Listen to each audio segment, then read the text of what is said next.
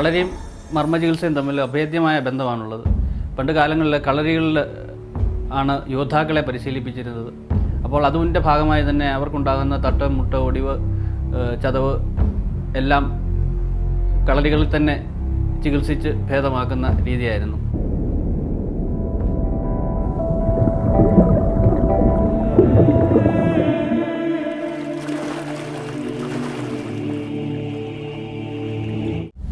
ചിന്താർമണി മർമ്മശാസ്ത്രം എന്ന് പറയുന്നത് തമിഴ്നാട്ടിലെ ഒരു അയോധന സമ്പ്രദായമാണ്. അയോധന കലയുമായിട്ട് ബന്ധപ്പെട്ട ചികിത്സാ രീതി. ചിന്താർമണി മുനികളാണ്, ഇത് മുനി പരമ്പരയാണ്. അവരിലൂടെ പകർന്നു കിട്ടിയ ചികിത്സാ സമ്പ്രദായമാണ്. ചിന്താർമണി എന്നുള്ളത് മുനിയുടെ പേര് തന്നെയാണ്. പ്രത്യേകതകൾ എന്ന് പറയുന്നത് ഔഷധങ്ങളാണ് പ്രധാനമായിട്ടും. ഔഷധങ്ങളുടെ നിർമ്മാണ രീതികളും അതിൻ്റെ പ്രയോഗങ്ങളും എല്ലാം ഒട്ടു വ്യത്യസ്തം തന്നെയാണ് ഈ മർമ്മ സമ്പ്രദായത്തിൽ. പ്രത്യേകതരം ഔഷധങ്ങളാണ്. സൂര്യപ്രകാശം കൊണ്ട് പാകം ചെയ്യുന്നത് വരെയുള്ള ഔഷധങ്ങൾ ഈ സമ്പ്രദായത്തിലുണ്ട്. വളരെ പെട്ടെന്ന് ഫലം കിട്ടുന്നതും കഴിച്ചാൽ പിറ്റേ ദിവസം തന്നെ ശരീരത്തിൽ അറിയാൻ കഴിയുന്നതുമായിട്ടുള്ള പല ഔഷധ കൂട്ടുകളും അതിൻ്റെ പാകക്രമങ്ങളും ആണ് പകർന്നു കിട്ടിയതിൽ ഏറ്റവും അനുഗ്രഹമായിട്ടുള്ളത്.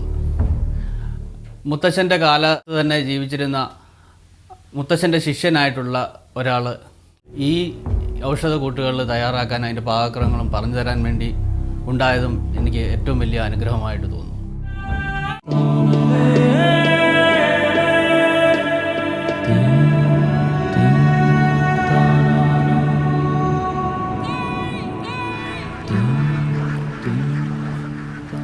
മുത്തശ്ശൻ്റെ പേര് പി പത്മനാഭൻ എന്നായിരുന്നു. അദ്ദേഹത്തെ നീലാണ്ടൻ വൈദ്യൻ എന്ന് നാട്ടിൽ അറിയപ്പെട്ടിരുന്നു. അടുത്ത സമീപ പ്രദേശങ്ങളിലെല്ലാം തന്നെ വൈദ്യശാല ഉണ്ടായിരുന്നു. ഏകദേശം ഒരു മലയാലപ്പുഴ മുതൽ എഴുമറ്റൂർ വരെയുള്ള പ്രദേശങ്ങളിൽ എല്ലാം തുടർച്ചയായിട്ട് നടന്ന് ചികിത്സ ചെയ്യുന്ന ഒരു ആളായിരുന്നു അദ്ദേഹം. അതുപോലെ തന്നെ രാജ ചികിത്സകനായിരുന്നു.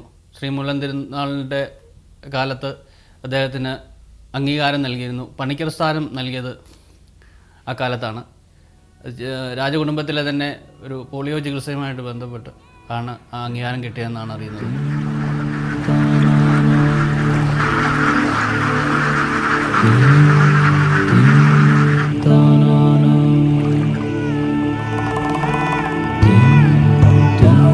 കൈമാറി കിട്ടിയത് കുറച്ച് മാത്രമാണ്. അതിൽ വളരെ പ്രധാനപ്പെട്ട പല ഗ്രന്ഥങ്ങളും നഷ്ടപ്പെട്ടു പോയിരിക്കുന്നു. എങ്കിലും താളിയോലകളും കയ്യെഴുത്ത് ഗ്രന്ഥങ്ങളും ഇപ്പോഴും ഇപ്പോഴത്തെ ചികിത്സയിൽ നിർമ്മിക്കുന്ന ഔഷധങ്ങൾ അതിൽ നിന്നാണ് നമ്മൾ കണ്ടെത്തി നിർമ്മിക്കാറ്.